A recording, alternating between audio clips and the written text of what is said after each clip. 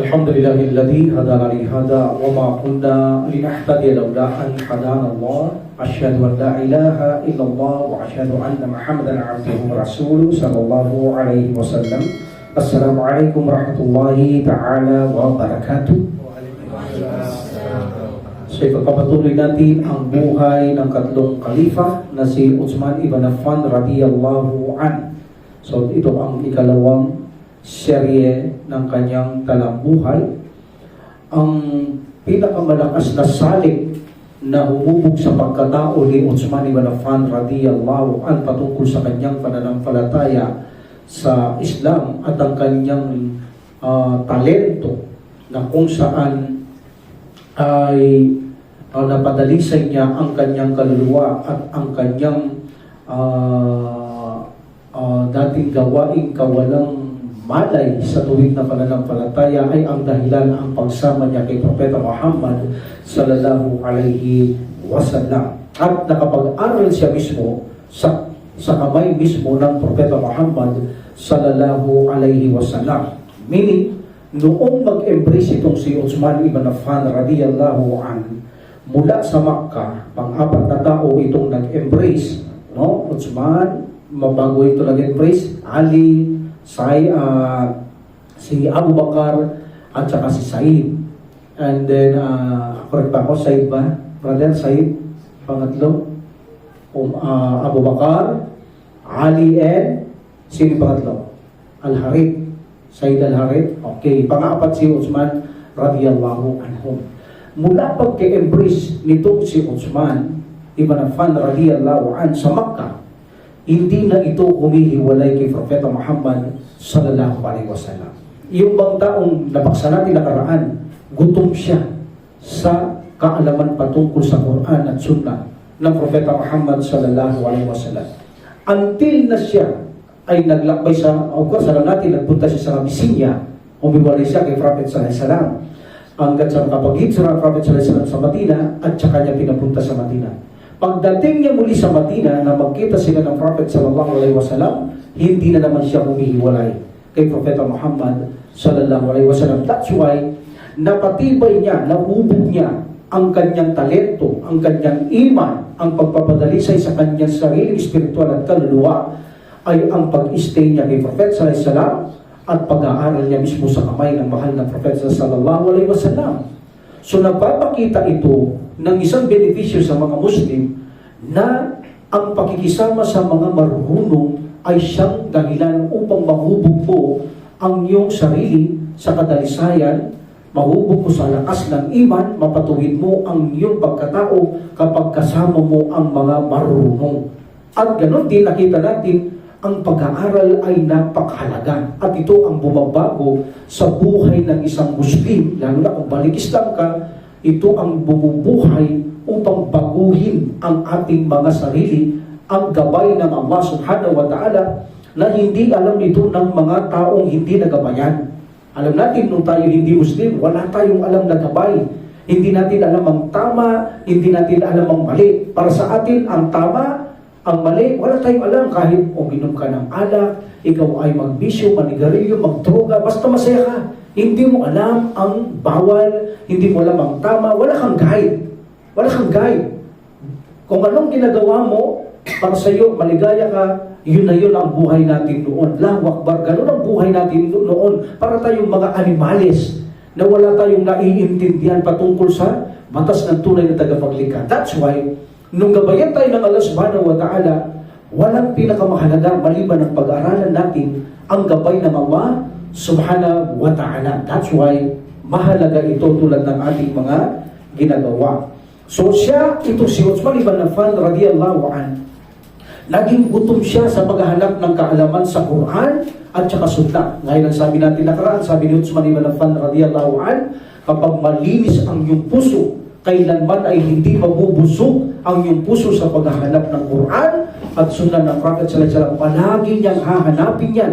That's why sabi natin, isang raka kaya niyang basahin ng buong Quran ni Uthman ibn Affan radiyallahu an, at sabi ng kanyang asawa. At actually, nung pinatay si Uthman ibn Affan radiyallahu an, no doubt, nagbabasa rin siya ng Quran. Ganun si Uthman ibn Affan radiyallahu anhu, dahil malinis ang puso niya, Allahu a'lam, mga langit maalam, ay hinahanap-hanap ng kanyang puso ang pagbabasa sa banal na Quran. Si Uthman, sinabi niya, sa kanyang panahon, na sinabi niya, ako'y malapit sa sugo. Hindi ako madalas sumiwalay, maliban lamang matutulog o inuutusan ako ng Prophet Muhammad sallallahu alaihi wasallam. Doon ako naghihiwalay sa kanya. And then sabi niya, luwalatiin at dakilain ng Allah subhanahu wa ta'ala na pinadala niya ang Propeta Muhammad sallallahu alaihi wasallam sa katotohanan at ipinahayag sa kanya ang sunnah at Quran ng Allah subhanahu wa ta'ala, at ako'y tumugon dito na ang Allah subhanahu wa ta'ala ang dapat sambahin at si Propeta Muhammad sallallahu alaihi wasallam ay huling sugo at talipin ng Allah subhanahu wa ta'ala. At ako ay nag-immigration, naglakbay sa Abyssinia ng 2 beses. Karaan na topic ko to.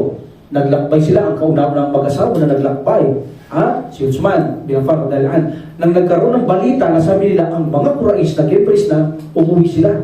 Pero bago sila makarating sa Makkah, na balitaan lang hindi totoo. So hindi na sila pumasok, bumalik na naman sila sa Abyssinia ang dalawa. At sinabi niya, ako ay naging manugang ng Propeta Muhammad sallallahu alaihi wasallam.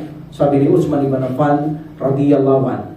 Kung si Uthman ibn Affan radhiyallahu anhu ay hindi humihiwalay kay Prophet sallallahu alaihi wasallam sa kanyang mga turo, ganoon din ang si Uthman, ayaw niya rin mahiwalay sa digmaan kay Propeta Muhammad sallallahu alaihi wasallam. Yan naman kung minsan hindi siya sinasama ng Prophet sallallahu alaihi wasallam, minsan naman iniiwan niya para manatili sa Madina upang pasamantalang pagkawala ng Prophet sallallahu alaihi wasallam sa kanilang paglalakbay, siya ang mamamahala sa Madina. But kung walang ganong order ang Prophet sallallahu alaihi wasallam, ayaw niyang humiwalay sa digmaan kay Propeta Muhammad sallallahu alaihi wasallam. But of course, mahalaga ang pagsunod sa mahal na Propeta Muhammad sallallahu alaihi wasallam. Kapag sinabi niya kay gusto mong sumama sa jihad, pag sinabi kang huwag kang sasama, hindi ka sasama, yun ang mahalaga, ang sundin ang Propeta Muhammad sallallahu alaihi wasallam. Alhamdulillah. Alam natin, pagdating sa Madina ng Prophet sallallahu alaihi wasallam, itong si Prophet sallallahu alaihi wasallam, nag-establish siya na kung saan itinayo niya, itinindig niya ang aral ng Islam doon.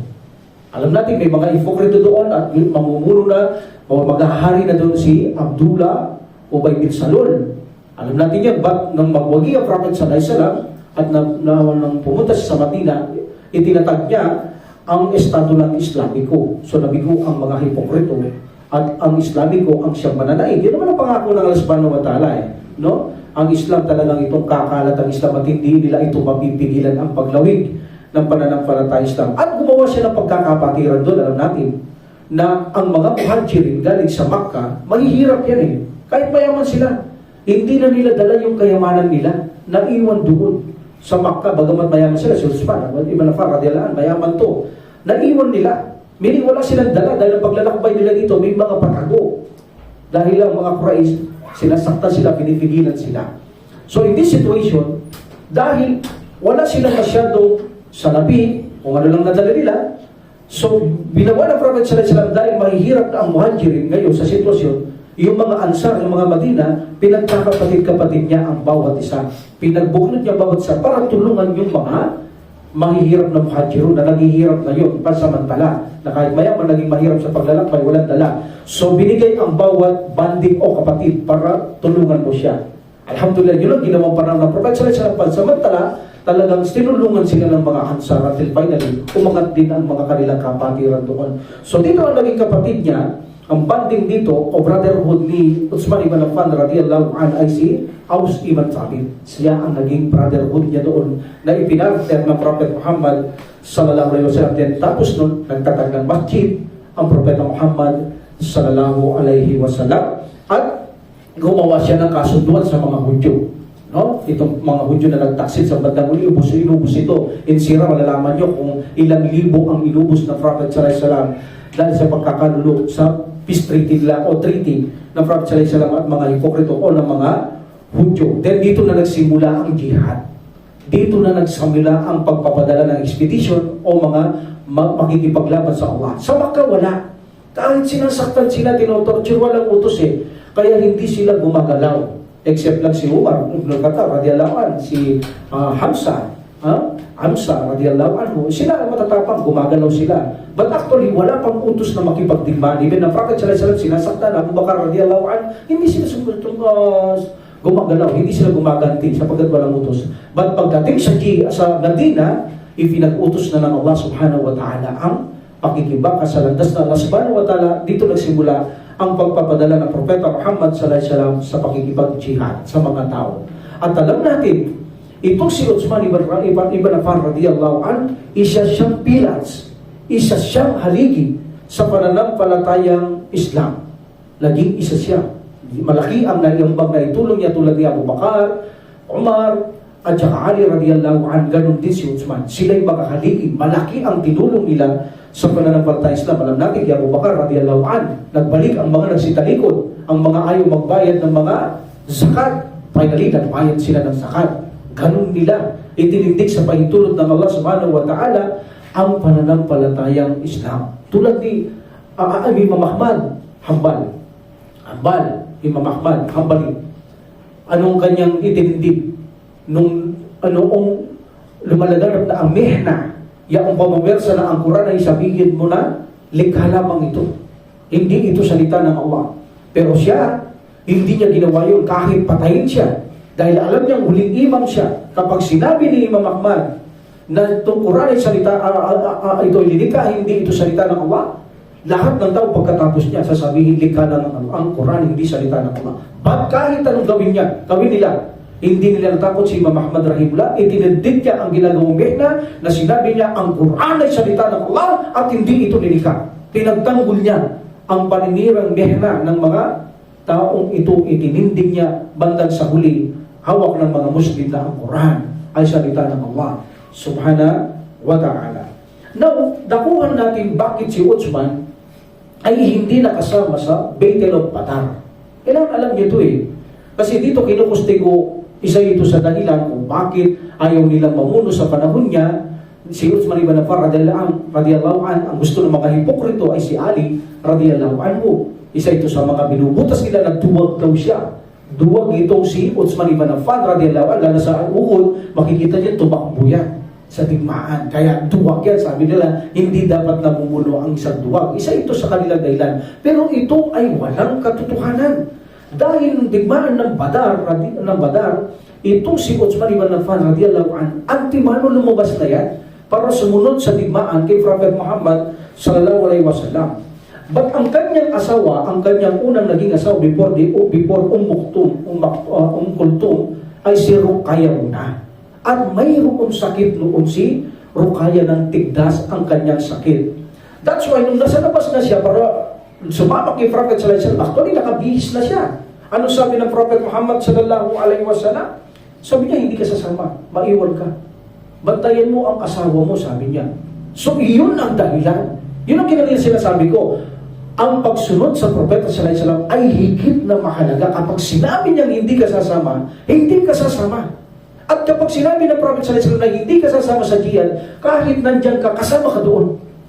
Ganon ang Prophet sallallahu alaihi wasallam. That's why nung pagbalik na ito, binigyan siya ng buti. Itong si Uthman, tanda na kasama siya sa jihad. Bakit ganon? Dahil ang Prophet sallallahu alaihi wasallam nag-order maiwan siya, dahil gusto ni Uthman ibn Affan na sumama, kabilang pa rin siya kahit wala siya doon. Meaning, para rin siyang nandoon itong si Uthman ibn Affan radiyallahu anhu. At alam natin, nagkaroon ng Battle of Badr dahil nabalitaan ng Prophet sallallahu alaihi wasallam ang karawan ni Abu Sufyan. Diba? Radiyallahu anhu, hindi pa siya Muslim dito. At kukunin nila ito. Why? Sapagkat alam nila ang kanilang kayamanan kinuha sa Quraysh. That's why karapatan nilang kunin yung kanilang kayamanan. That's why, at alam natin kapag digmaan, may war booty. Lalabanin nila ito at magiging sabsab. So ito ang dahilan. Unang-una, hindi alam ng mga Muslim talaga na makikipag-jihad sila. Actually, hindi jihad ang alam nila, haharangin lang si Abu Sufyan at kasama na rito si Uthman ibn Affan, ngunit hindi sinama siya ng Prophet sallallahu alaihi wasallam. At hanggang pa nila napunta sa digmaan ng hindi inaasahan doon sa Badr. So, ito ang dahilan kung bakit hindi siya nasama dahil hindi siya sinama ng Propeta Muhammad sallallahu alaihi wasallam. At actually, lumala ang sakit dito ni Ruqayya radiyallahu anha. Umiiyak pa nga dito si Uthman yung iyak na habang na kung saan hirap na hirap siya sa nakikita ng kanyang asawa at nakiusap pa itong si Ruqayya radiyallahu anha, sabi niya, gusto kong makita ang ama ko. Meaning nararamdaman niya malapit na siyang mamatay. So wala si Prophet sallallahu alaihi wasallam at wala din si Zainab noon na kung saan nandun siya sa Makkah, itong si Zainab, hindi niya rin ito makita ang kanyang kapatid na gusto niya rin makita. So ganyan siyang maluha-luha at si Uthman nararamdaman niya ang sakit ng damdamin ng kanyang kapatid na gusto niya makita ang kanyang ama, gusto niya makita ang kanyang kapatid na si Zainab. But by the will of Allah, alam natin tanggap nila yun. But because of natural, alam natin may damdamin tayong ganun, gustong-gusto niya silang makita. Ngunit pagtulot ng Allah subhanahu wa ta'ala, hindi ito nangyari ang gusto nitong si Ruqayya radiyallahu anha. Alhamdulillah. So, noong magkaroon na ng digmaan sa Badar, alam natin nagtagumpay ang Propeta Muhammad sallallahu alaihi wasallam. Dito, si Yazid ang unang dumating sa kanila, Ibn Haritha radiyallahu anhu. Ibinalita niya na nagtagumpay sila sa Badar. Lawak ba naman, mga samsam at mga bihag silang daladala papunta sa Madina. Ngunit ang hindi alam ng Prophet sallallahu alaihi wasallam, ang kanyang anak ay namatay na. Yun ang hindi niya alam. Kaya naman, ang ligaya at saya ng Prophet sallallahu alaihi wasallam bilang natural na tao, nagkaroon din siya siyempre ng kalungkutan na pagbalik niya isang tagumpay at pagbalik niya isang dalamhati na namatay ang kanyang anak. At nagpunta siya sa libingan ng mga bayani at ipinagtuwa niya ang kanyang anak kay Allah subhanahu wa ta'ala. Then after that, mga ilang buwan, pagkatapos ng mga ilang buwan, ay ibinigay naman ng Prophet sallallahu alaihi wasallam ang kanyang pangalawang anak na si Kulthum. That's why tinawag siyang Dunuray, di ba? Bakit siya tinawag ng Dunuray? Because walang tao sa buong mundo mula kay Adam, o sabihin natin kay Noah, the first messenger, okay? Messenger and prophet. Walang taong nauna nag-asawa ng dalawang anak ng isang propeta o sugo. Inasawa nila. Bawa, sino man ang propeta at sugo na may anak na dalawang babae, walang lalaki na pinaasawa niya sa isang lalaki. Maliban ng Prophet sallallahu alaihi wasallam, ang kanyang dalawang babae, pinasawa niya sa isang lalaki, si Uthman ibn Affan radhiyallahu anhu, hanggang sa madurog ng mundong ito. Hindi na mangyayari yun. Siya lang ang tao na nakapag-asawa ng dalawang babae na anak ng isang propeta at sugo ng Allah subhanahu wa ta'ala. That's why they call Uthman ibn Affan Dunuray. Tinawag siya Dunuray. Okay? Alhamdulillah. So, in this situation, alhamdulillah, si Uthman ibn Affan radhiyallahu anhu ay hindi siya nakasama sa Battle of Badar. So, mayroong anong dahilan? Mayroong dahilan, hindi siya sinama ng Propeta Muhammad sallallahu alaihi wasallam. Isa ito sa atake kay Uthman ibn Affan radhiyallahu anhu na pinalitaw na siya ay duwag. Nagtago siya, hindi siya nagpakita, hindi totoo yan. Hindi katotohanan yan. Paninira lamang kay Uthman ibn Affan radhiyallahu anhu, lalo na ang mga Shia ay sinisiraan ang lahat ng mga sahaba. So, meaning dito ang sitwasyon, bakit siya hindi sumama? Wala siyang layunin na suwayin niya ang Propeta Muhammad sallallahu alaihi wasallam. Masakit man sa kalooban niya na hindi siya isama dahil ang gusto lahat na sahaba, mamatay sila sa digmaan. But of course, hindi niya maaaring suwayin ang kanyang ama na si Prophet Muhammad sallallahu alaihi wasallam o kanyang biyenan. Hindi niya maaaring suwayin. Why? Order ito ng sugo ng Allah subhanahu wa ta'ala, hindi mo pwede siyang suwayin. That's why, itong sitwasyon na ito, hindi naman siya gustong isama ng Prophet sallallahu alaihi wasallam dahil ayaw niyang madisgrasya o mamatay ang kanyang manugang. Hindi, may sakit siya kaya. Pangalawa, hindi ugali ng Prophet sallallahu alaihi wasallam na ang kanyang malalapit na kamag-anak na Muslim ay isipin niya at ang mga malalayong mga kapatid sa panagtala ang isang isusubo niya. Hindi niya ugali yun. Hindi ugali yun ng Prophet sallallahu alaihi wasallam. Nakaraan, narinig niyo naman. Si Uthman ibn Affan, nakita niya ang ugali ng Prophet sallallahu alaihi wasallam, yung malalapit sa kanya, ang isinusubo niya, maging ang kamatayan.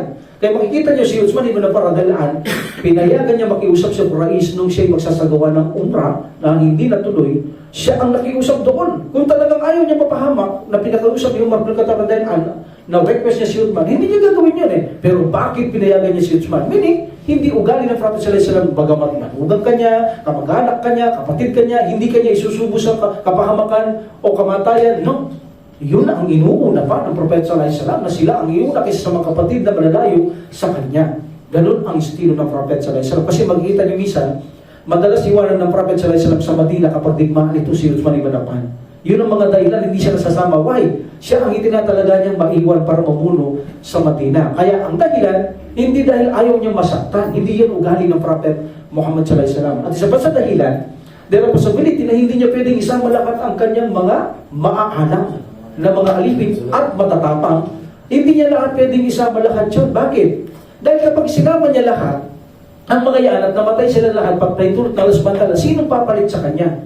Walang papalit sa kanya doon sa Madina. That's why nag-iiwan siya na karapat-dapat na isang mamuno, anuman mangyari kay Ali, anuman mangyari kay Umar, kay Abu Bakar, anuman mangyari kay Prophet sallallahu alaihi wasallam, alam niya may naiwan doon para ipagpatuloy ang pananampalatayang Islam. At kung tatanong natin, bakit hindi si Ali maiwan, hindi si Umar? Well, ang alangin na maalam, I think, inshallah, higit niya kailangan sa digmaan ang tatlong ito. So there's a possibility mas kailangan niya sila. Hindi dahil sa mas lamang sila kay Uthman, meaning may kanya-kanya silang talento na kung saan nararapat ilagay ni Prophet sallallahu alaihi wasallam. At yun ay alam ng Prophet sallallahu alaihi wasallam by the will of Allah subhanahu wa ta'ala. Alhamdulillah. That's why nung mayroong isang narrated na kung saan si Uthman ibn Abdullah ibn Mahwad, sabi niya, Aman, isang tao, sabi niya, ang dumating from Egypt para nagsagawa ng pilgrimage doon sa Makkah. Sabi niya, o Ibn Umar, sabi niya, radiyallahu anhu, o Ibn Umar, sabi niya, hindi ba sumama si Uthman ibn Affan radiyallahu anhu, sabi niya, doon sa digmaan sa Badar? Sabi niya, di ba, may kaduwagan siya? Sabi niya, hindi. Sabi ni Ibn Umar radiyallahu anhu, hindi. Sabi niya, Ibn Umar radiyallahu anhu, hindi totoo yan. Sabi niya, ang totoo, sabi niya, ikinasal sa kay Ruqayya at nagkasakit si Ruqayya, sabi niya, at hindi siya sinama ng mahal na Propeta Muhammad sallallahu alaihi wasallam. Hindi totoo sinasabi niya na duwag si Uthman o tumakas siya o tumalikod siya sa digmaan. Hindi, sabi niya, mismo ang sugo ng Allah ang siyang hindi nagsama sa kanya. At actually, alhamdulillah, ang isang patunay na kasama itong si Uthman ibn Affan radhiyallahu anhu sa Badar, pag-uwi ng Prophet sallallahu alaihi wasallam, pagkalibig ng kanyang anak, then dumalaw ang Prophet sallallahu alaihi wasallam, then pinabigyan niya ng buti. Samsam itong si Uthman ibn Affan radiyallahu an. So ano ang ibig sabihin nun? Kung meron siyang buti, bakit binigyan siya ang buti para lang sa nakikipagdigmaan? Pero bakit siya binigyan ng Propeta Muhammad sallallahu alaihi wasallam? Anong sabi ng Prophet Muhammad sallallahu alaihi wasallam?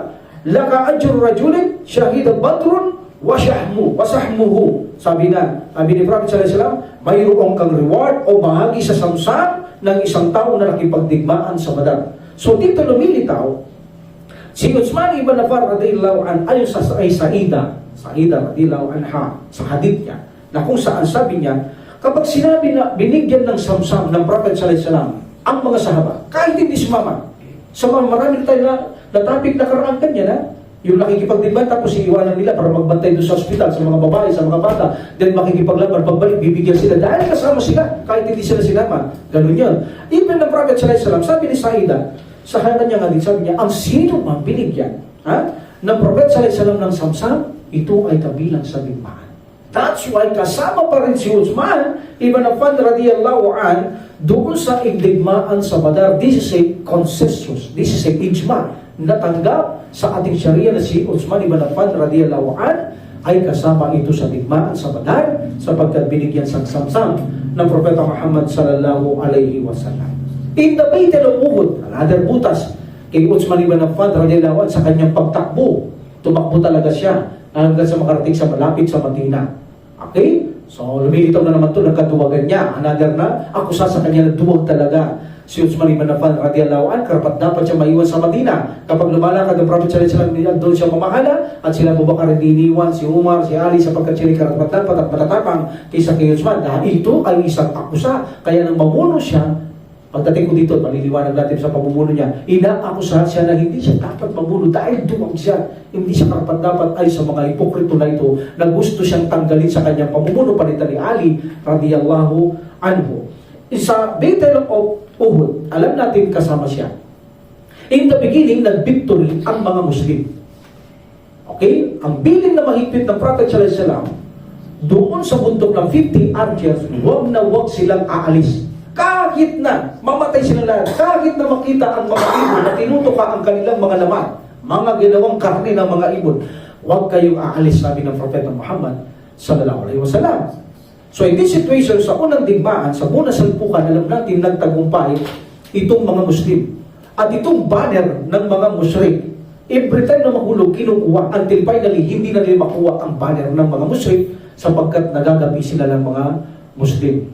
Ang nangyari kasi doon, ang daan doon sa Uhud, may dalawang bundok dito eh. Okay? So nandito ang Prophet sallallahu alaihi wasallam, may bundok na kahiwalay, pwede kang dumaan dito, pwede dumaan. Nandito yung mga Quraysh.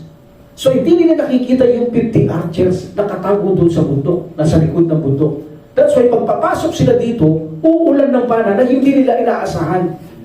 Kung saan nanggaling yun, meron silang surprise. Kaya nataranta ang mga Quraysh kung bakit may mga panang lumilipad, saan nanggagaling. So dito nagkaroon ng pagkataranta ang mga Quraysh at kinalakay sila ng mga Muslim, yun ang dahilan kung bakit napaatras sila ng napatras. But later, ang natatakbuhan ng mga Quraysh, ang mga babae na may mga dam doon, may mga dam, nagtatantrap sila, itinapon nila at sinasabihan ng mga lalaking Quraysh at tumakbo sila. Nakita itong mga aura ng mga Muslim. So umalis sila sa lugar nila at tinapon nila ang mga isa-isang story, mga babae. Sa iba naman, hindi. Mga samsam ang kanilang tinarget. So iniwan nila, almost 10 na lang ang natira doon sa itaas. Sumuway sila kay Prophet sallallahu alaihi wasallam. Sa pagsuway nilang ito kay Prophet sallallahu alaihi wasallam, kasalanan. Alam natin, sa pagsuway, minsan sumusuway isa lang, nadadamay ang lahat. So dito nadamay ang lahat dahil sa pagsuway, ito'y naging kasalanan kay Allah subhanahu wa ta'ala. Pinagbigyan ng Allah subhanahu wa ta'ala dahil nagkasala sila na si Shaitan ay mag-udyok sa kanila ng pagkatakot. Kaya nagtakbuhan sila dito. So nakita ito ni Khalid ibn Walid radhiyallahu anhu, nagsialis sa piyesta yun. Nasa kabila pala si Khalid. Hindi pala lumusog kasama sila Layla Ikrimah radhiyallahu anhu. So nakita nila na umalis ang archers, so inatake nila ng mga kabayuan doon sa likod. At ang Prophet sallallahu alaihi wasallam ang unang pinasok nila at pinasok din itong mga archers at actually napatay nila ang leader ng mga archers nito na si Abdullah ibn Jubair radhiyallahu anhu, napatay siya. So meaning, itong pagsuway nila kay Prophet sallallahu alaihi wasallam ang siyang dahilan na pinahintulot ng samantalang parusahan sila dahil sa pagsuway kay Prophet Muhammad sallallahu alaihi wasallam. Actually, marami din ang tama dito ng Prophet Muhammad sallallahu alaihi wasallam. Hanggang sa umatras sila, nagtakbuhan ng mga Muslim. Nalito eh. Ang iba, nagtakbo manapit papuntang Madina. Ang iba, binantayan nila ang Prophet sallallahu alaihi wasallam, hindi nila iniwanan ang Prophet Muhammad sallallahu alaihi wasallam. Hindi nagpanik sila. So si Uthman almost makarating siya malapit sa Madina. But itong pagtakbo ni Uthman at kanyang mga kasama, hindi ito gusto ni Uthman. Ito ay dala ng pagkataranta o pagkalito na hindi niya ginusto. At siya lang ang kinustigo ng mga kaaway o mga hipokrito. At itong mga nagtakbong iba, hindi nila ginawang itinuring na ganyan kay Uthman. Dahil si Uthman namuno, siya lang ang tinuring nilang naging doon. Pero kadami naman ang tumakbo. So meaning, lumilitaw talagang si Uthman, gusto nilang palitan sa kanyang panahon.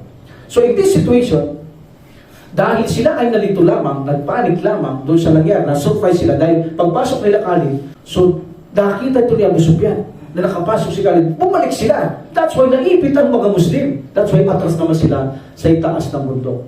Okay? So in this situation, pinatawad sila ng Allah subhanahu wa ta'ala. Ang sino mang silang nagtakbuhan, dahil sa pagkalito yan, hindi sila sadya. Bakit sila patatawarin ng Allah kung sinadya nila maging duwag? Meaning kaya pinatawad sila, panik lang ito. Nataranta lang sila because of the situation or the result na nangyari, naipit sila. Kaya sabi ng Allah subhanahu wa ta'ala, A'udhu billahi minasyaitanir rajim, bismillahirrahmanirrahim, Innal ladhina tawallaw minkum yawmal taqal jam'ani innamastazallakumus syaitan. Biba'di ma kasabu wa laqad afallahu anhum illallahu ghafurur rahim. Ghafurun Halim. Sabi ng Allah subhanahu wa ta'ala, sila na tumalikod sa araw na iyon na makatagpo nyo ang inyong mga kaaway, si Shaitan ang gumawa nito na tumalilis kayo. Maliliwanag ko to. Si Shaitan ang gumawa sa inyo na tumalilis kayo. Okay? Dahil sa inyong mga kasalanan. Meaning, at ito ay nagawa ni Shaitan sa pahintulot ng samantala, paliliwanag natin. At sa ganon ay pinatawad kayo ni Allah. Sila kita mo, pinatawad sila ni Allah. Katotohanan si Allah mapagpatawad. Ang pinaka-mapagpaumanhin. So, anong ibig sabihin? Na si Shaitan ang siyang nakagawa nito. Ibig sabihin, may power si Shaitan na gumawa ng hindi gusto ng Allah subhanahu wa ta'ala? Wala. Maasabahum min musibatin illa bi'idnillah. Walang mangyayari masama sa inyo maliban kapahintulutan ni Allah. Ginawa yun ng Allah subhanahu wa ta'ala. Sinabi niya si Shaitan ang gumawa sa kanila. Pinahintulutan niya si Shaitan na makaudyok na sila ay mga taranta, matakot dahil Ano sabi ng Allah? Sa inyong mga ginawang pagsuway. Kasalanan ang ginawa ninyo. That's why kapag nagkasala kayo, paparusahan tayo ng Allah subhanahu wa ta'ala. That's why pinarusahan sila, at mula noon, nagsabihin ng Allah subhanahu wa ta'ala, pinahintulutan niya dahil kayo sumuway, hindi na sila sumuway kay Prophet Muhammad sallallahu alaihi wasallam. At palaging tagumpay na sa digmaan ang nangyari sa kanila. So ito ay naging magandang aral sa kanila. Nagkamali sila, pinarusahan ng Allah, but ang benefits, hindi na uulitin para ang tagumpay ay palaging ipagkaloob sa kanila ng Allah subhanahu wa ta'ala. At tandaan natin, ang pagtakbo nila, Uthman ibn Affan radiyallahu anhu dito at mga iba, ito ay mistake lamang. Nataranta na nito ang mga ito kung bakit sila tumakbo. Hindi sila tumakbo dahil sa katuwakan, kundi tumakbo sila in the situation na taranta, naipit, hindi na malaya na nakatakbo na pala sila na hindi nila sinasadya. Okay? Alhamdulillah. So, but ang mahalaga dito, pinatawad sila ng Allah subhanahu wa ta'ala. In the campaign of Ghatafan, dito hindi sumama si Uthman ibn Affan. Ito mga sinasabi ko, palagi siyang iniiwan ng Prophet sallallahu alaihi wasallam. Hindi siya ayaw mapahamak ng Prophet sallallahu alaihi wasallam. You know the answer. Hindi yun. Hindi gusto ilahat isama ng Prophet sallallahu alaihi wasallam ang lahat ng maaasahan niya dahil pag namatay silang lahat, o kaya siya, sino papalit sa kanya? Sino magpapatuloy? That's why nag-iiwan siya ng karapat-dapat doon sa Madina. At kung hindi man si Uthman ang iniiwan, sila Abu Bakar, Umar o Ali, mayroong dahilan kung bakit mas pinipili sila na sama ng Propeta Muhammad sallallahu alaihi wasallam. Alhamdulillah. So dito, alam natin in Battle of Ghatafan, ang campaign of Ghatafan, walang digmaan nangyari dito.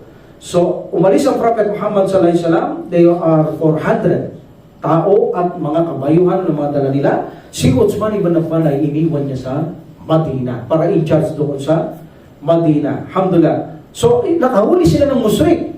They captured the musyrik. Ang pangalan niya ay Dulqussa, na kung saan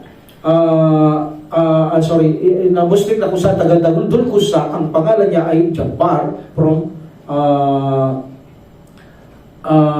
Banu Talaba. Okay? So dito nahuli siya at sinabi niya kay Prophet sallallahu alaihi wasallam, kung gusto mo, sabi niya, ituro ko mang kasama ko. Ipinagkalala na niya kasama niya. Hindi sila lalaban sa inyo, kaya nagsitakbo na sila. Gusto niya, ituro ko mga lugar nila, so sila nagtago. Pero alam natin ang Prophet sallallahu alaihi wasallam, pag tumakbo na, tumakas na, hindi na hinahabol talaga ng Prophet Muhammad sallallahu alaihi wasallam. That's why walang nangyaring digmaan dito. Bumalik ang Prophet Muhammad sallallahu alaihi wasallam. In Durrika, ganun din, iniwan niya rin si Uthman ibn Affan radhiyallahu doon sa Madina at wala rin nangyaring digmaan dito sa lugar na ito. Alhamdulillah. So in this situation, in Baitur Ridwan, ito ang sinasabi natin. Mahalaga ito. Sikat ito. Kilalang kilala ang Baitur Ridwan. Nang ang Prophet Muhammad sallallahu alaihi wasallam, luminto siya sa Hudaybiyah, no? Sapagkat nagkaroon dito na panaginip, na mensahe na makakapagsagawa siya ng umrah. Pero walang katiyakan kung ang taon na ito o susunod. Kaya sinubukan ng Prophet Muhammad sallallahu alaihi wasallam gawin ngayon kung ngayon yun o hindi. But actually, hindi nangyari sa susunod na taon yung kanyang panaginip. So in this situation, mapayapa ang kanyang layunin. Pupunta sila doon ng walang gulo, kaya wala man silang dalang gamit doon kung tutuusin eh. Tapos makikipag-away sila doon nung akala nila matay si Uthman ibn Affan radhiyallahu anhu. Katapatan talaga na kahit walang mga talagang gamit kung tutuusin, lalaban sila. Dahil bakit? Hindi siya nagdala ng mga gamit o kanyang mga kasama. Ang layunin nila ay makapagsagawa ng umrah at makapag-alay pagkatapos na pagsagawa ng umrah, then aalis na sila. That's why, ang Propeta Muhammad sallallahu alaihi wasallam, pumili siya ng kanyang representatibo para makipag-usap ito sa mga Quraysh na kung saan si Karas ibn Umayyah al-Qusay. Pagsakay niya sa kanyang kamel, alhamdulillah, pagsakay niya doon sa kanyang kamelyo na sinasakyan, kung saan na makapasok siya sa Makkah, ang mga Quraysh pinatay nila ang kanyang kamelyo. So ano gagawin mo? Pinatay ang kamelyo mo. Tumakbo siya pabalik kay Propeta Muhammad sallallahu alaihi wasallam. Then dito, ang Propeta Muhammad sallallahu alaihi wasallam, pinili niya si Umar ibn al-Khattab radhiyallahu anhu na makipag-usap sa mga Quraysh. But sabi ni Umar ibn al-Khattab radhiyallahu anhu, ya Rasulullah, sabi niya, alam mo naman kung gaano ko katalik na kaibigan ng mga yan. At alam mo kung gaano kalaki ang galit nila sa akin. At pangalawa, ang mga Banu Adi, hindi ako tutulungan ng mga yan. Meaning, walang suporta sa akin pag pumasok ako Rasulullah. So, dito, hindi tumatanggi si Umar ibn al-Khattab radhiyallahu anhu. Ang inaalala niya, baka hindi makarating ang mensahe sa kanya, para sa kanila ng Propeta Muhammad sallallahu alaihi wasallam, at patayin lang siya dahil sa tindi ng galit ng mga Quraysh sa kanya. At isa pa rito, sinabi niya, Ya Rasulullah, sabi niya, kung gusto mo, sabi niya, pupunta ako. Pero hindi na sumagot ang Prophet sallallahu alaihi wasallam because meron siyang request, kung gusto mo, sabi niya, si Uthman ang padala mo, Rasulullah. That's why suggest. Hindi niya tinuturuan ng Prophet sallallahu alaihi wasallam. Suggest lang. Dahil sa pagkatapos niya sinabi niya, kung gusto mo, Rasulullah, ako pupunta. That is only suggest. So hindi siya kumabi ang Prophet sallallahu alaihi wasallam at pinili niya si Uthman. At alam ni Prophet sallallahu alaihi wasallam, Umar bin Khattab radhiyallahu anhu, na marami ang susuporta kay Uthman. Dahil hindi siya ganun katalik na kaibigan niya yung mga katulad ni Umar bin Khattab radhiyallahu anhu. That's why, ito sinasabi natin, kung mahal ito ng Prophet sallallahu alaihi wasallam, kamag-anak niya para isubo sa mga digmaan, kamatayan o kapahamakan, hindi niya uulahin. Bakit dito? Pinabayaan niya si Uthman maliban ng paradalaan. Kaya hindi ugali ng Prophet sallallahu alaihi wasallam sabihin mo, malugang ka niya, kapatid ka niya, kamag-anak ka niya, na hindi ka susubo sa landas ng Allah subhanahu wa ta'ala. No, actually, yan ang mga inuuna niya talaga sa landas ng Allah subhanahu wa ta'ala. Then dito, siya ang pumasok sa Quraysh, itong si Uthman ibn Affan radiyallahu anhu. Okay? Na makarating siya sa Balda, sa lugar ng Makkah. Saan ka pupunta? Sabi ng mga Quraysh. Saan ka pupunta? Ya Uthman, saan ka pupunta? Sabi nila. Kay Uthman ibn Affan radiyallahu anhu. Sabi niya, ang mensahero ng Allah isinugo o pinapunta niya ako sa inyo para tawagin kayo kay Allah, kay sa Islam. Nagdawa siya. Antimano nagdawa siya. Sabi niya, pinapunta ko dito na sugo ng Allah upang anyayahan kayo kay Allah at sa Kanya pananampalataya at tanggapin niyo na si Muhammad sallallahu alaihi wasallam ay uling sugo at mensahero ng Allah subhanahu wa ta'ala. Tignan niyo yung baksit niya. Now, sabi niya, kung kayo ay hindi maniniwala, may option kayo. Hindi naman bilin ito ng Prophet sallallahu alaihi wasallam. May option kayo. Ayaw niyo manampalataya, may option kayo. Ayahan niyo siyang magsagawa sa gusto niya o makipagpatayan kayo. Mamili kayo, sabi ni Uthman. Pabayaan niyo sa kanyang gagawin, mapayapa, walang plano makipag-away o makipagpatayan kayo. So in this situation, of course, galit ang mga tao kay Uthman ibn Affan radiyallahu anhu. Hindi siya pinapapasok. So patuloy siyang nagsasalita at nagdadawa sa mga tao hanggang sa nakakita siya, naghihintay siya na susuporta sa kanya. Ganun siya katalentado. Hinahanap niya o inintay niya na may maaring sumuporta para makapasok itong si Uthman ibn Affan radiyallahu anhu. At dito, sabi nila, bumalik ka sa iyong kasama. Sabi ng mga Quraysh, nang may makita na si Uthman ibn Affan radiyallahu anhu, si Affan ibn Sa'id ibn al-As, sabi niya, naintindihan ko ang gusto mo. Sabi niya, ako maging protekta niya, huwag niyong galawin. Alam niyo sa mga kapag nagkaroon na ng pasaporte o visa, hindi ka nila pwedeng galawin. So, in this situation, nakapasok itong si Uthman ibn Affan radiyallahu anhu dahil may nagbigay ng protection sa kanya. Yan ang sinasabi ni Umar eh. Hindi naman ako makakapasok din yan, di makararating yung sayo mo. Ibig sabihin ni Umar, alam natin si Umar, natapik natin nakaraan, mabilis siya sa ganyang mga estilo eh. Alam niya yung estilong parang malakas ang kanyang, ang alam maalam, pero nakikita niya lang ang tao, alam niya ang kanyang gusto eh. Sabi niya doon sa sahaba, dumating sila mo dyan, sabi niya, hindi ako komportabling totoo sinasabi niya, dali mo yung kamay ako, mabilis tumakbo yan. Kapag nakakita ka ng makikilala, takbo ka agad, di ako tiwala dyan. Diba? Hindi ba niloko lang nila yung kapatid nila na sabi nanay mo, hindi aalis sa araw, hindi magsusuklay. Huwag ka maniwala dyan, sabi ni Umar, alam ko yung dalawang yan, ganun siya. Kaya sabi niya, Ya Rasulullah, kung ako umutusan mo, there is possibility, Allah wala, na hindi makakapasok at hindi makakarating ang gusto mo dahil sobrang hinanakit nila sa akin. Tignan mo si Uthman ibn Affan, kadalaan, ayaw nilang papasokin. Kung hindi lang nabigyan ng protection. Sabi niya, Ya Rasulullah, ang bano, hindi ako poproteksyonan ng mga yan. Sino bibigay protection? Paano ako papasok dyan? Si Uthman, maraming magpoproteksyon dyan. Inshallah. So, that's why, ito, makikita natin, protection na, ito si Uthman ibn Affan, radiyallahu anhu, at nakaharap niya si Abu Sufyan, Ibn Harb, Safwan, Ibn Umayyah. Yan, matataas sa Quraysh ito kung nakaharap niya. Okay? So, in this situation, nakapasok siya sa Makkah. At alam niyo ba ito si Uthman ibn Affan radhiyallahu anhu? Sabi niya, papasok ka ba? Gusto mo magtawag? Sabi pa nila hindi ako magtatawag. Magtatawag? Hindi rin magtatawag. Paano kaya dahilan, no? Parang pag nagkamali kang pag-intindi rito, pinutusok ka magtawag, ayaw mo? Para sa Allah subhanahu wa ta'ala. Bakit kaya? May dahilan. May dahilan kung bakit ayaw niya magtawag itong si Uthman ibn Affan radiyallahu anhu.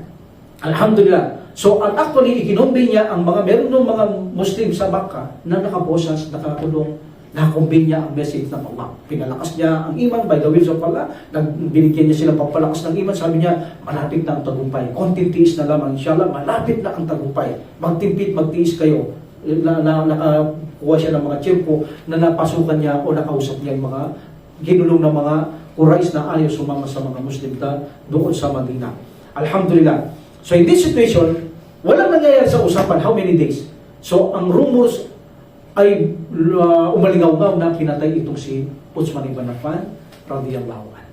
In this situation, dito nagkaroon ng bayi sa Hudaybiyah, doon sa ilalim ng puno. Ang bayi rito, lalaban silang patayan, walang aatras kahit walang kagamitan.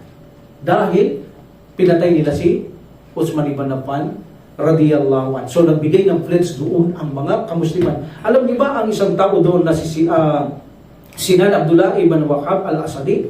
3 beses nag-pledge ito eh. Nung una siyang una, bandang gitna siya na naman, bandang huli nag-pledge ito naman kay Prophet sallallahu alaihi wasallam, willing na siyang mamatay. Alhamdulillah. So in this situation, ang mga tao willing silang makipagpatayan, walang tatakas, walang tatakbo, ipagtanggol si Uthman ibn Affan radiyallahu anhu. Ba't ang totoo, hindi naman namatay si Uthman ibn Affan dahil at almost ang mga Muslim noon 1,400 ang magsasagawa sana siya na ng umrah. Alhamdulillah. So in this situation, hindi naman totoong namatay itong si Uthman ibn Affan radiyallahu anhu. At ang Quranic verse ay bumaba noon, sabi ng Allah subhanahu wa ta'ala, yung mga nakipag-pledge sa Prophet sallallahu alaihi wasallam natin, may nag-pledge lahat ito, innal ladina yubayi'unaka innama yubayi'una Allah. Kailangan may paliwanag ito. Okay? Innama yubayi'una Allah yadullahi fawqa aydihim. Subhanallahu akbar. Yung kamay daw ng Allah nasa taas ng kamay ng mga nag-pledge kay Prophet Muhammad sallallahu alaihi wasallam. Paman nakasa fa innama yankutu ala nafsi wa man awfa bima ahada alayhi Allah fasayu'tihi ajran 'azima. Sabi ng Allah subhanahu wa ta'ala, katotohanan yung nagbigay ng pledge sa iyo o Muhammad, na nagbigay ng pledge sa iyo ay nagbigay sila ng pledge kay Allah at ang kamay ni Allah ay nakalagay sa kanilang itaas ng kamay. Allahu Akbar. Ganun ito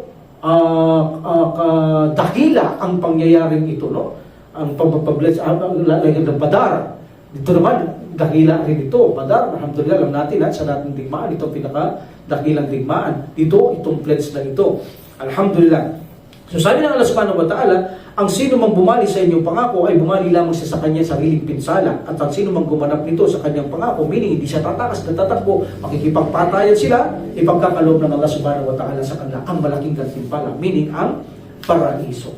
Dito, according to Tafsir Ibn Kathir rahimahullah, yung nakapatong ang kamay ng Allah, ibig sabihin nito, the hands of Allah is above the hands of the Sahaba, na nakipagkamay kay Prophet sallallahu alaihi wasallam. Ibig sabihin, naririnig ng Allah.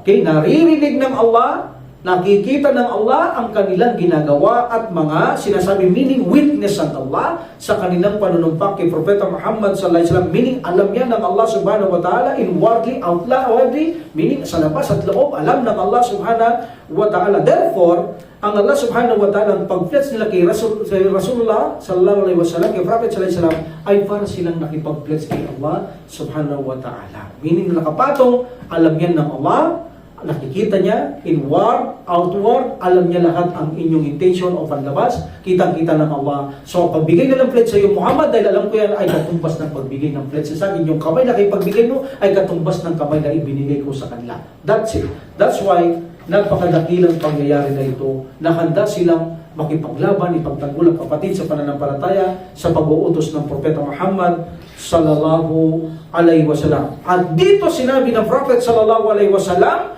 antum khairu aglil ard.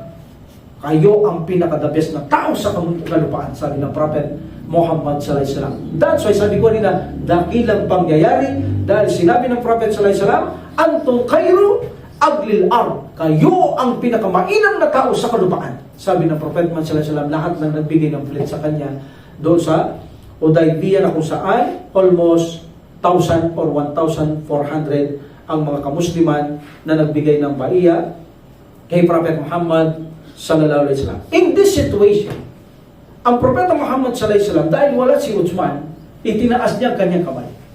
Okay? Itinaas niya. Meaning ito'y kay Uthman at linagay niya kay Prophet sallallahu alaihi wasallam sa isang kamay. Ha? Oh. Diba? Ano nga yung sabi ng Shia? Ang sabi ng mga Shia, ito ang dahilan kung bakit dapat si Aling Mamuno, hindi si Uthman, radiyallahu anhu ma. Dahil dito sa sinabi ng Prophet sallallahu alaihi wasallam, antong kayo aglil ard, kayong pinakamahusay, pinaka-the best na tao sa lupa, wala dito si Uthman. The best si Ali kay Uthman, sabi ng mga Shia. But in this situation, makikita natin, mas the best pa nga kay Uthman. Why?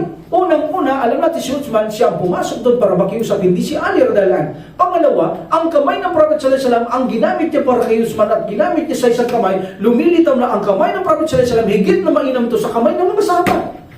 So lumilitaw para magiging mataas si Ali, sabi nila. Kay Uthman ibn Affan, dahil ba wala siya? Hindi mo ba nakita? Dahil inutos siya ng Prophet sallallahu alaihi wasallam, kaya wala siya. Kaya ang kamay ng Prophet sallallahu alaihi wasallam mismo ginamit niya, ipinatong niya sa isang kamay ng Prophet Muhammad sallallahu alaihi wasallam. Ang kamay ng Prophet sallallahu alaihi wasallam ay walang alilangan na mahusay ito sa kamay ng mga sahaba. That's why hindi niyo sasabihin dapat na mas mahusay si Ali kay Uthman ibn Affan radhiyallahu anhu dahil wala siya. No. Ginamit ng Prophet sallallahu alaihi wasallam mismo kanyang kamay para kay Uthman at ikinamay niya sa isang kamay ng Propeta Muhammad sallallahu alaihi wasallam. Anong dahilan? Bakit ganoon? Of course, ang Prophet sallallahu alaihi wasallam makatarungan din niya. Hindi pwede tulad ng jihad, kapag hindi kanya sinama, bibigyan kanya samsam, katumbas ka na kasama doon. Of course, yung bahay mo, katumbas din ng bahay ng, dahil inutusan kanya, hindi ka nakapagbahay. So gagawin niya ng Prophet sallallahu alaihi wasallam para sa'yo dahil inutusan kanya. Imposible makapagbahay sa kanya kung inutusan kanya. Pero ikinonsidera ng Prophet sallallahu alaihi wasallam na nandoon siya. Anong proof? Ipinakita niya sa tao ito kay Uthman. So ipinakita niya pa sa mga tao na ito kay Uthman at kinamay niya mismo sa kanyang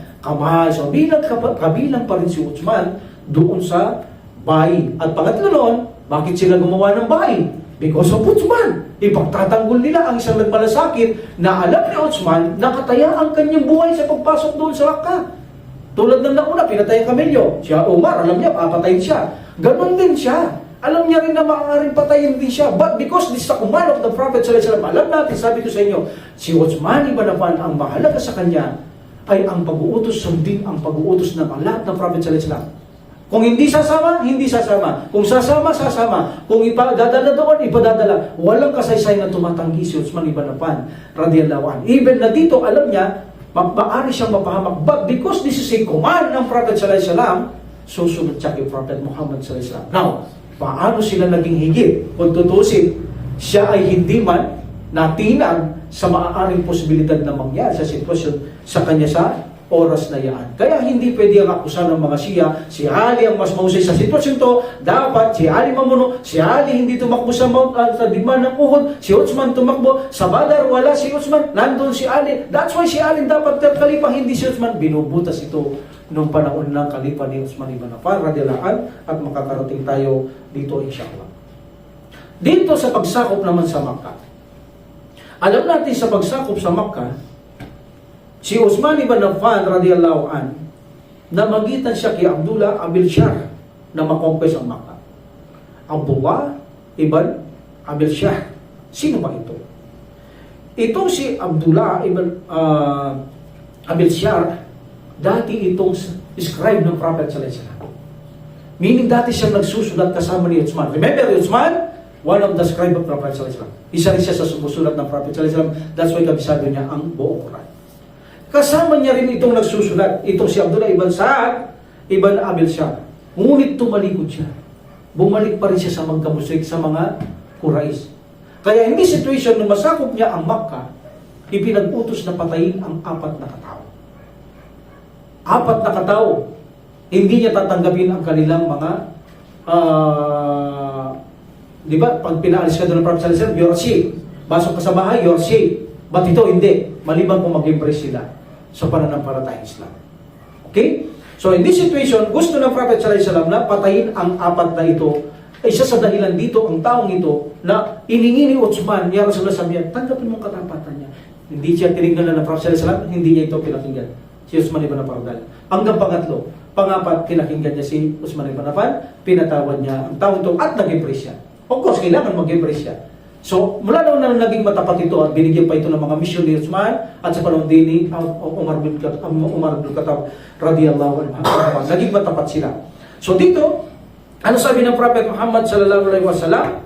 Ayon dito sa report na makonquest niya ang Makkah, malupig niya ang Makkah, sabi niya bigyan niyong guarantee, ang safety, granted ang safety ng mga tao na ayaw mag-embrace. Pag pumasok sa bahay, pag umalis sila dito, bigyan niyo sila ng guarantee. Maliban sabi ng Prophet Muhammad sallallahu alaihi wasallam sa apat na ito, kahit makita niyo nakasandal sa Kaaba, nakahawak sa tela ng Kaaba, patayin niyo. Sabi ng Prophet Muhammad sallallahu alaihi wasallam. Number 1, sabi niya, Ikrimah ibn Abi Jahal. Ikrimah ibn Abi Jahal, anak ni Abu Jahal. Number 2, sabi niya, Abdullah ibn Kahal. Number 3, Makis ibn Habban at Abdullah ibn Sa'ad, ito nga, ibn Abishar. So, si Abdullah ibn Katal napatay ito. Nakita talaga, nakakling siya sa Makkah sa bato, but tinakbo nito ng mga sahaba, dalawang sahaba, si Sa'ad at saka si Ammar, ngunit mas bata si Sa'ad, mas mabilis siyang nakapatay kay Abdullah ibn Katal. Okay? Ito naman si Ikrimah, tumakas to. Sumakay ng barko. Lawak mo ito, maganda rin pagka-embrace nito eh. Pagsakay niya ng barko, dumating ang malaking unos o bagyo. Sabi ng crew sa kanila, o tripulante ng barko, wala makapagliligtas sa inyo sa panahong ito ng mga Diyos ninyo. Meaning yung mga Diyos ninyo, maliban na lamang magtiwala kayo sa tunay na Diyos na makapangyarihan. Dito sa tubig na yan, nasa barko. So sabi niya, kung wala makapagliligtas sa akin sa tubig nito, sabi ni Ikrimah, pagdating ko sa lupa, wala rin makapagliligtas, maliban sa kanyang kagustuhan. Alam mong nangyari dito? Sabi niya, Ya Allah, kung ako po ipahihintulutan yung maligtas dito, sa kanya siya nagtiwala, hindi na doon sa mga Diyos-Diyos nila. Dahil sabi ng tripulante, walang matutulong mga sinasamba ninyo, maliban sa dakilang tagapaglikha. Ya Allah, sabi niya, kung pahintulutan niyo po ako maligtas dito, Ya Allah, pinapangako ko sa inyo, ako po'y susuko sa inyong pananampalataya. Allahu Akbar. And then, liligtas siya ng Allah subhanahu wa ta'ala. At pinunta niya ang Prophet sallallahu alaihi wasallam, nag-embrace siya. Kung di siya mag-embrace, papatay siya ng Prophet Muhammad sallallahu alaihi wasallam. Papapatay niya, papatay niya. Nag-embrace ito si Ikrimah. At naging matapat naman siya sa pananampalatayang Islam, itong si Ikrimah. Okay? So, itong kasama ni Uthman ibn Affan, nag-granted din siya, but actually, kung bakit gusto siyang papatay ng Prophet sallallahu alaihi wasallam, dati siyang manunulat ng Prophet sallallahu alaihi wasallam sa mga revelasyon, tumalikod siya, siniraan ng Prophet sallallahu alaihi wasallam, siniraan ng Quran, sumama sa mga Muslim, sa mga Quraysh. That's why Prophet sallallahu alaihi wasallam, huwag niyo siyang bigyan ng granted, o walang granted na safety sa kanila. Ang apat na yan, papatayin niyo sila, kahit nakasandal pa sa Kaaba, kahit nakayakap pa sa Kaaba, kung kaya yakapin, patayin niyo sila, sabi ng Prophet Muhammad sallallahu alaihi wasallam. Okay? Alhamdulillah. So, may reason kung bakit ito pinapapatay. But, tinanggap pa rin ang Prophet sallallahu alaihi wasallam dahil nag-embrace itong kasama nito. Sumasabi niya, Rasulullah, tanggapin mo katapatan niya 3 times. Hindi pinakikinggan ng Prophet sallallahu alaihi wasallam, but later, nag-embrace. Pinabayaan ng Prophet Muhammad sallallahu alaihi wasallam. Of course, kapag nag-embrace ang isang tao, kahit napatay niya ang magulang mo, hindi ka pwedeng magganti sa kanya. Di ba? Kahit napatay niya, nasa panahon siya ng kamangmangan ignorante siya, nag-embrace siya, mawawala yun. Sa Allah subhanahu lilimasin niya lahat ng kasalanan yan, mapapatawad siya. Kaya hindi mo na siya pwedeng gantihan, hipokrito man siya o hindi. Di ba? Anong proof natin? May dalil ba tayo? Di ba? Minsan ang sahaba, pinatay niya yung taong nakapatay sa kanyang ama ng sahaba at nakita niya ito sa digmaan muli at argabyado at papatay niya, nagsaksi siya. Pero pinatay pa rin siya. Sabi na nalaman ng Prophet sallallahu alaihi wasallam, bakit mo pinatay? Rasulullah, kaya lang sinabi niya, Rasulullah, sabi niya, dahil nakita niya papatay mo na siya, talagang papatay mo na siya. Sabi niya, kaya nagano siya, iniisip niya hindi ko siya papatay. Sabi niya, binuksan mo ba ang dibdib niya?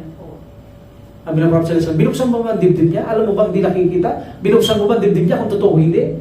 Hindi mo ba narinig na nagsaksi siya? Sabi niya, dapat hindi mo siya ginanon dahil testify na siya, hindi mo ba narinig? So meaning, kapag ang tao, kahit napatay niya ang buong pamilya mo, kung nag-embrace siya, wala na, tabla kayo. Dahil pinatawad na siya ng Allah subhanahu wa ta'ala, tanong karapatan mo na hindi ka magpatawad gayong Allah subhanahu wa ta'ala, pinalitan niya pang mabuti ang lahat ng kanyang mga ginawang mali. Okay? In the time of Heraclius, ito, sikat din ito.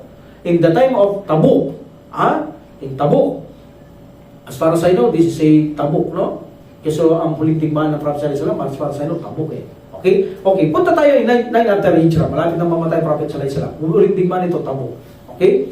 So, itong si Heraclius, plano niyang sakupin ang Arabian Peninsula.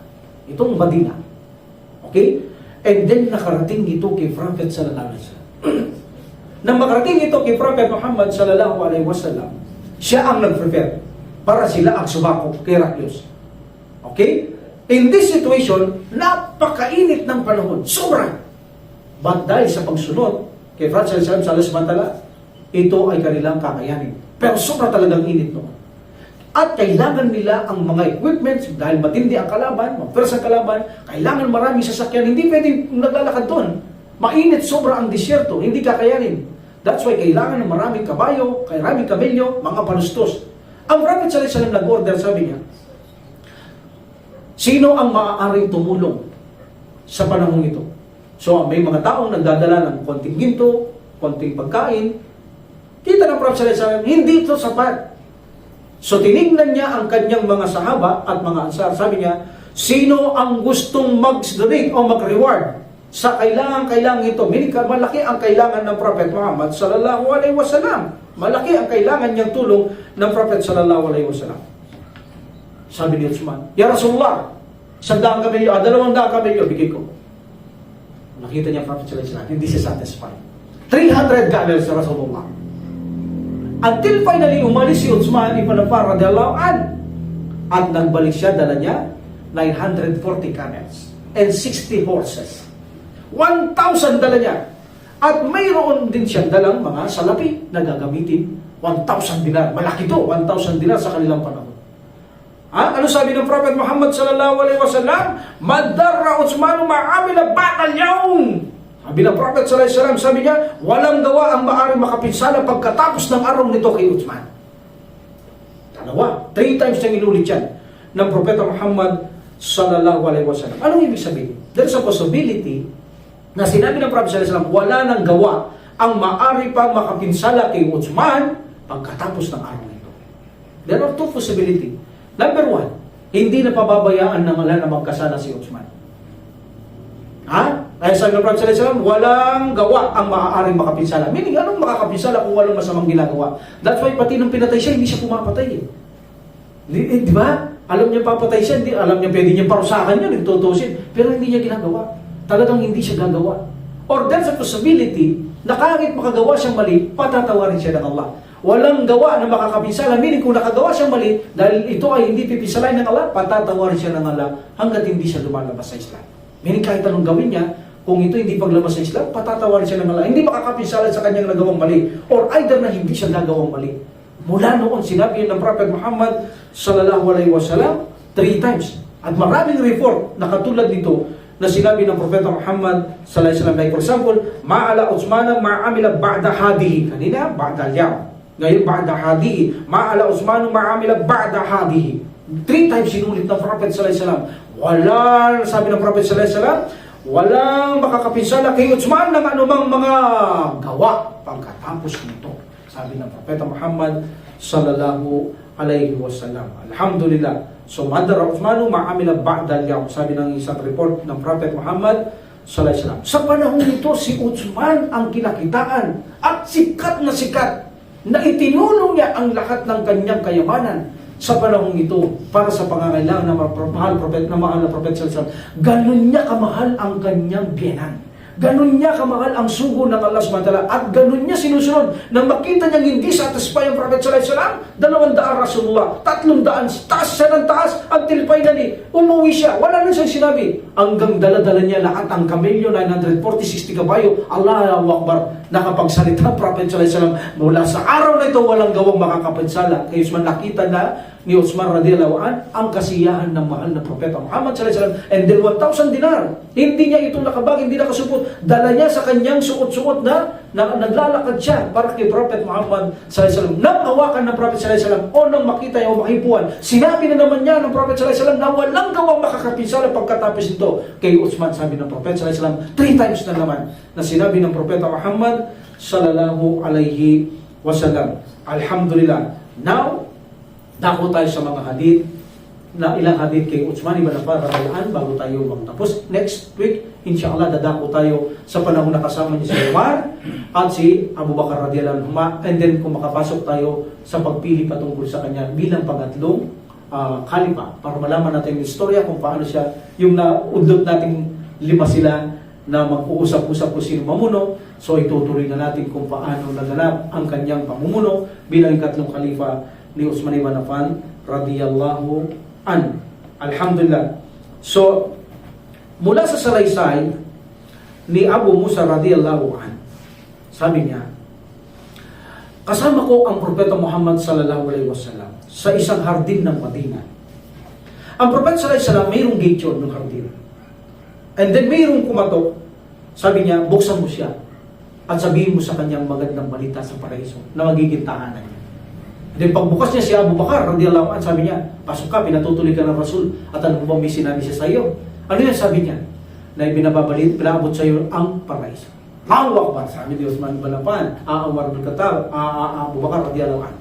Then sumunod, may kumatok ulit. Sabi niya, buksan mo at sabihin mo sa kanya magandang balita ng paraiso. Then si Abu Umar bin Khattab, radiyallahu anhu. Then may kumatok ulit. Nakasara na yun. Nakasara na. Then maya may kumatok. Uthman ibn Affan, radiyallahu anhu. Buksan mo, sabi niya. At sabihin mo sa kanya ang magandang balita, ang paraiso kapalit ng mangyayaring kapahamakan sa kanya. Alam na Prophet sallallahu alaihi wasallam, dahil sa Revelation, ano kapahamakan? Papatayin siya sa araw ng kanyang pamumuno. Iyan ay magiging shahid siya, kapalit ng paraiso. Yun ang ibig sabihin. At nang marinig ito ni Uthman, sabi niya, ang Allah ang hinihiling kong tanging tagatulong. Sabi niya, at nasabi niya, alhamdulillah. Pero makikita mo na mula ang mata ni Uthman ibn Affan, radiyallahu anhu. Ba't yun ay tanggap niya at sinabi niya, ang Allah ang makakatulong sa akin. Walang ibang makakatulong maliban kay Allah subhanahu wa ta'ala. Okay? So, ibig sabihin, predicted na kay Prophet sallallahu alaihi wasallam because alam natin, may revelation tinatanggap yan. Hindi yan alam ng Prophet sallallahu alaihi wasallam. Revelation lang na papatayin si Uthman ibn Affan, radiyallahu anhu, sa kanyang pamumuno. Okay? And then, pinatunayan din ng Prophet sallallahu alaihi wasallam na siya mamatay na martir. Siya mamamatay na shahid. Why? Minsan sa bundok ng Uhud, kasama niya si Umar, Uthman, Abu Bakar radiyallahu anhum ng Prophet sallallahu alaihi wasallam. Nang yumanig ang Mount Uhud, sabi ng Prophet sallallahu alaihi wasallam, uskon Uhud. Sabi niya, manatili kang tahimik, meaning huwag kang gagalaw. Sabi ng Prophet sallallahu alaihi wasallam. Ano sabi niya? Adunnuhu darabahu bi rijlihi. Sabi ng Prophet sallallahu alaihi wasallam, falaysa alayka illa nabi wasidikin wasyahidan. Sabi niya ng Prophet Muhammad sallallahu alaihi wasallam, be still Uhud, sabi niya, be still, meaning manahimik ka Uhud. Ginaganyan sa ng Prophet Muhammad sallallahu alaihi wasallam ang Uhud habang sinasabi niya yun. Sapagkat walang iba na mayroon sa iyo maliban isang propeta at sugo, meaning ako, nandito ako. At mayroon sa iyong sidik, meaning si Abu Bakar, at dalawang shahid. Mamamatay silang shahid, sino? Umar bin Khattab at si Uthman ibn Affan, radiyallahu anhuma. Meaning, napatunayan na noon pa man, mamamatay silang shahid. So, meaning, sila ay mamamatay ng shahid, napakalinaw, kaya si Uthman ay papatayin, kabilang siya sa mga martir, itong si Uthman ibn Affan, radiyallahu anhu. Ganon din, isinalaysay din, mula naman to kay Abu Hurairah, radiyallahu anhu, ito naman ay sa Hira, okay?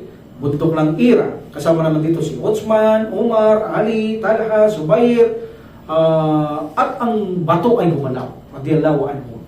Then sabi ng Prophet sallallahu alaihi wasallam, idah, fama alayka ila nabiyyu aw sidikun aw shahidun. Sabi ng Prophet Muhammad sallallahu alaihi wasallam, magkalmanti ka, sabi niya, sapagkat walang iba sa iyo, sabi niya, sa bato, maliban isang sugo o propeta ng Allah subhanahu wa ta'ala, at mayroong kasamang sidik, si Abu Bakar, at mga martir, sabi niya. So, meaning, ang mga tao na banggitan, mamamatay na naman silang martir. Alhamdulillah. So, ang kamodestiyan ni, ang kahinhinan ni Uthman ibn Affan, radiyallahu anhu, alam niyo ba mismo ang Prophet sallallahu alaihi wasallam, nahihiya siya? Pati malaika, nahihiya kay Uthman ibn Affan, radiyallahu anhu. Minsan sa salaysay ni Aisha, radiyallahu anha, kasama niya ang Prophet Muhammad sallallahu alaihi wasallam, nang kumatok siya Abu Bakar radiyallahu anhu, humingi ng permission, pinapasok siya. Alam niyo ba kung saan nakahiga si Prophet sallallahu alaihi wasallam? Kay Aisha, nakakover siya kay Aisha radiyallahu anha. Okay? At ibinigay ang kailangan ni Abu Bakar nang hindi dumalis doon ang Prophet sallallahu alaihi wasallam. Abu Umar, then after that, Umar bin Khattab radiyallahu anhu, pumasok at binigay ang pangangailangan, hindi umalis sa pagkatakip kay Aisha. Meaning nakayakap siya sa kanyang asawa. Okay? Kung totoo siya nakakahiya, di ba? Okay. Ano niya rin dito si Abu Bakar, yung anak niya, si Hafsa, asawa din ng Prophet sallallahu alaihi wasallam. But si Aisha ang kasama niya rito. Nang si Uthman ang pumasok, tumindig ang Prophet sallallahu alaihi wasallam at sabi niya, Aisha, magbalot ka mabuti. So, ibinigay ang kailangan ni Uthman. Sabi ng Prophet ni Aisha radhiyallahu anha, ya Rasulullah, nung pumasok ang ama ko, pumasok si Umar, radhiyallahu anhu, ay hindi ka man tuminag sa lugar mo. Ba't nang pumasok si Uthman, anong nangyari? Ba't tuminag ka? Sabi niya. Anong sabi niya? Inna Uthman rajulun habiyun wa inni kashitu in in adintu lahu ala tilkal hal an la yablagu ilayya fi hajati. Sabi ng Prophet Muhammad sallallahu alaihi wasallam, si Uthman ay mainhin na tao. Sabi niya, kaya Sir Delha, si Uthman ay mainhin na tao. Nangangamba akong hindi ko maibibigay ang kanyang gusto. Hindi siya papasok eh. Kapag nakita niya tayo, nakita niya tayong ganito, hindi papasok yun, mahinin yun. O kapag hindi siya pumasok, hindi ko maibibigay yung gusto niya. That's why, tumayo ako, tinabi ko magbihis ka para pumasok siya, maibigay ko yung kanyang gusto, sabi ng Prophet sallallahu alaihi wasallam. At isa pang patunay ng Propeta Muhammad sallallahu alaihi wasallam, hadith mula kay Aisha radhiyallahu anha, nang nakalitaw ang kanyang aura. Shield ng Prophet sallallahu alaihi wasallam. Pumasok si Abu Bakar, hindi niya tinakpan. Pumasok si Umar, hindi niya tinakpan. Nung pumasok si Uthman, tinakpan niya. Hawak pa. Anong katwiran ng Prophet Muhammad sallallahu alaihi wasallam? Ya Rasulullah, sabi na naman ni Aisha radhiyallahu anha, nung dumating ang ama ko, hindi mo tinakpan. Nung dumating si Umar, hindi mo tinakpan. Pumasok si Uthman, tinakpan mo. Bakit? Sabi niya. Ano sabi ng Prophet sallallahu alaihi wasallam? Ala astahi min rajulin tastahi minhul malaika. Sabi niya, hindi ba ako makakaranas ng kahihiyan? Minig sa kanya na kung saan ang mga anghel ay nahihiya kay Uthman. Ako pa ang hindi mahiya. Eh kung mga anghel nahihiya dyan, ako pang hindi mahihiya. That's why tinakpan ko ito, nakakahiya kay Uthman. Sabi ni Prophet Muhammad sallallahu alaihi wasallam, yan ang isang ugali na nagpataas kay Uthman sa pananampalatayang Islam, ang kanyang pagkamahinhin. Pati ang Prophet sallallahu alaihi wasallam, pagdating sa kainhinan, nahihiya sa kanya ang Propeta Muhammad sallallahu alaihi wasallam kay Uthman ibn Affan radiyallahu anhu. Nakuha natin ang muling hadith. Ang kanyang mga prediction ng Prophet sallallahu alaihi wasallam, papatayin siya at mamamatay itong shahid, alam natin. Sabi una ng hadith, man naja min talatin faqad naja talata marrat, mauti wa dajjal wa qatli khalifatin mustabir bil haqqi mu'ti. Ang sino man nililigtas niyang sarili niya sa tatlong bagay na ito, sabi ng Prophet sallallahu alaihi wasallam, siya ay ligtas. Number 1 sa pagkamatay ko. Number 2 kay Dajjal. At number 3, sabi niya, ang pagpapatay nila sa isang gumagawa ng kanyang tungkulin na kalifat. Ano yung kay Prophet Muhammad sallallahu alaihi wasallam? Ligtas sa kanya, huwag kang gagawa ng salita o kilos na hindi niya ginawa para maging ligtas ka. Meaning, huwag kang maninira sa kanya, huwag kang i-invento ng edit sa kanya, huwag kang gagawang pagsamba na hindi niya ginawa, ligtas ka. Dajjal, darating siya na pagpapasamba. Kahit nasa harap ka ni Dajjal, kahit putulin ka o atihin kayo sa gitna, mula ulong kang lalim, huwag na huwag mo siyang paniniwalaan. Iligtas mo sarili mo kay Dajjal. Number 3, kay Uthman, iligtas niyo sarili niyo dahil darating ang araw, sisirain siya ng mga tao at papatayin siya. Huwag kayong makisama. Meaning, huwag kayong makikisama sa gagawin nilang pagpatay o makisama sa salita o gawa kay Uthman ibn Affan radhiyallahu anhu. Sabi niya, darating yan. Papatayin dito si Uthman ibn Affan. Malinaw eh. Huwag kayong mag-participate. Kaya dito ang anak ni Abu Bakar kasama niyan eh. Muhammad. Nasabihin siya ni Uthman, alam mo kung buhay yung tatay mo, hindi niya gusto ginagawa mo, sumasama kang patayin ako eh. Tumalikod yun, hindi siya sumama. Umalis siya, hindi niya pinatay hindi na siya sumama sa pagpatay kay Uthman ibn Affan radhiyallahu anhu. So hindi siya sumama. Kung nasama siya, napahamak siya dahil sa hadith na ito. So naligtas niya ang kanyang sarili. Allahu a'lam. At sinabi ng Prophet Muhammad sallallahu alaihi wasallam na kung saan, sabi niya, tahiju fitnatun kasayahi, sabi ng Prophet sallallahu alaihi wasallam, fahada wa man ma'ahu ala al-haq. Ang gulo, ang gusot ay darating tulad ng dalawang sungay ng baka. Meaning magkakagulo. Sabi ng Prophet sallallahu alaihi wasallam. Subalit ang taong ito, sabi niya, susundin niya ang katotohanan. So dito sabi ng tao, yung isa ginrab pa niya dahil dumaan eh. Oh, si Uthman, Rasulullah. Yes, sabi niya. Walang taong susunod sa katotohanan. Ha? Kaya may nagpatuloy dito sa mga sahaba nung nagsasalita sila doon sa panahon ni sa Baitul Maqdis ito sa panahon nito ng Muawiyah radhiyallahu anhu, no? Nagsasalita sila, kanya-kanya salita, kanya-kanya silang share. Alam niyo, mayroong isang tao doon sabi niya, itong si Murrah ibn Ka'ab, sabi niya radhiyallahu anhu, Alam niyo, sabi niya, kung hindi ko lang narinig ang Prophet Muhammad sallallahu alaihi wasallam, hindi man ako tatayo rito para sabihin ito eh. Sabi niya, narinig ko ang Propeta Muhammad sallallahu alaihi wasallam, malapit na ang gulo at darating sa inyo. Malapit na. Parang isang dangkal na lang ng kamay, like that, malapit na, sabi niya. At ang isang tao ay dumaan sa kanila. Kasama niya ang Prophet sallallahu alaihi wasallam, dumaan sa isang tao. Nakakover ito. At sinabi ng Prophet sallallahu alaihi wasallam, hada yawmaidin wa ashabuhu ala al-haqq wal huda. Ito ang araw na kung saan ang isang tao ay mananatili sa pagsunod ng katotohanan at patnubay. So, tinignan nila yung dumaan. Tinuro ng Prophet sallallahu alaihi wasallam. Si Uthman, Rasulullah. Yes. Si Uthman ay mananatili sa totoo at patnubay. Kaya kung gusto niyo makisama ang amin ng Prophet sallallahu alaihi wasallam, hanapin niyo ang taong yan, mananatili. Kahit anong ginagawa sa kanya, mananatili sa totoo at patnubay. Hindi niya papatay, meaning ang gusto pumatay, paparusahan, kahit patay siya, hindi siya gaganti. Mananatili siya. Bakit kaya hindi yung ginawa ni Uthman ibn Paradal na pwede naman silang i-punishment, namumuno siya, pwede silang parusahan, disiplinahin, o pwede siyang lumaban, pagtanggol niya ang kanyang sarili, bagamat alam natin sa Quran, ang pamatay ng isang tao na sadyay para pinatay mo lahat ng mga tao, o kaya naman ibalita niyo sa kanyang parusa ng impyerno. Pero alam naman natin, may hadith, kung ipaglalaban mo ang iyong ari-ari ng pamilya, sarili mo, pagtatanggol for the sake of Allah, you are a martyr. Pero bakit yun hindi ginawa ng Prophet sallallahu alaihi wasallam? Ito ang malaking usapan ngayon. Bakit ito niyang hindi ginawa? There is a reason kung bakit hindi niya ito ginawa. What is the reason? Because mismo ang Prophet Muhammad sallallahu alaihi wasallam ang nag-utos na ito na huwag niya gagawin. Sinabi ng Propeta Muhammad sallallahu alaihi wasallam sa kanya, actually nag-usap sila, pinaalis niya si Aisha. Ayaw niya parinig ng Prophet sallallahu alaihi wasallam. At nagkwento lang Prophet sallallahu alaihi wasallam na mahinang tinig. Sabi ni Aisha radhiyallahu anha, siya nag-narik nun, na pinadayo siya ng Prophet sallallahu alaihi wasallam, dapat naririnig, mahina masyado ng sinasabi ng Prophet sallallahu alaihi wasallam. Alam mo yung sinabi niya, kay Uthman ibn Affan radhiyallahu anhu, nakita ko na sabi niya siya, namula ang kanyang pisngi, namula ang kanyang mukha. Bakit? Sabi ng Prophet sallallahu alaihi wasallam, Uthman, may mga taong darating sa pamumuno mo. Sinabi na ng Prophet sallallahu alaihi wasallam, mamumuno siya. Sa pamumuno, at mabinasa natin mga ibang atin, mamumuno siya, na ikaw ay papatay. Manatili ka, Uthman. Meaning, huwag kang gaganti hanggang sa makatagpo mo ako. Meaning, kapag ginawa mo yan, sinusalapit sa'yo, magkikita tayo sa paraiso. Meaning, makakaparaiso ka. So, tinandaan niyo ni Uthman ibn Paradal. Kaya sabi ko, sumusunod dyan kay Prophet sallallahu alaihi wasallam. At pipilitin nilang umalis ka. Meaning, ubarin ang yung damit, sabi niya. Meaning, tanggalin ka sa pagkakalipa. Huwag mong gagawin. Kaya hindi rin siya tumalikod eh. Kahit gusto siyang patayin, alam niya, hindi siya nagpapalit dahil utos siya ng Prophet sallallahu alaihi wasallam. At huwag siyang gaganti, utos siya ng Prophet sallallahu alaihi wasallam. That's why nung siya ay gusto ng patayin, nakiusap sa kanya si Abu Hurairah na kung saan narate niya rin yung ganitong bagay at kinausap siya ng tao, bakit ayaw niyang gumanti? Bakit ayaw niyang parasahan? Ano sabi niya? Ito ang utos ng sugo ng Allah.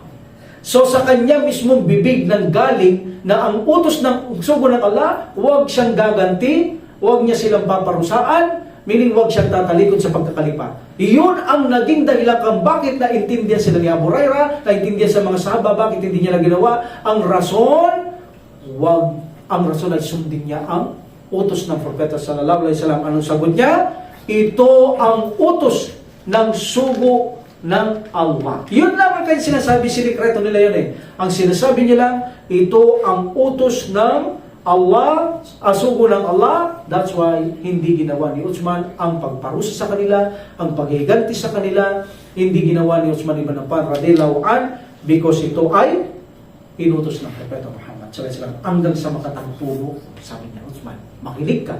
Huwag mong kubarin ang damit mo, huwag kang tatalikod sa kalipa, ngunit huwag ka rin magbigay ng pagkikipaglaban sa kanila. Magtimpi ka, manatili ka matimpi hanggang sa makatagpo mo ako. Sabi ng Prophet Muhammad sallallahu alaihi wasallam. That's why, kahit pinapatay na, tinatagal na siya, nagbabasa Quran, hindi pa rin lumalaban si Uthman ibn Affan. Dahil ang katwiran niya, ito ang utos ng sugo ng Allah. Ito ang utos ng sugo ng Allah. Ito ang utos ng sugo ng Allah. Meaning, lumilitaw ang pagkatao ni Uthman ibn Affan radhiyallahu anhu ay tunay na masunurin siya kay Propeta Muhammad sallallahu alaihi wasallam. So we will stop here. We will continue inshallah next week. Wa qad alhamdulillah rabbil alamin wa salatu wassalamu ala rasulillah. Subhanakallahumma wa bihamdika asyhadu an la ilaha illa anta astaghfiruka wa atubu ilaik. Assalamu alaikum warahmatullahi taala wabarakatuh.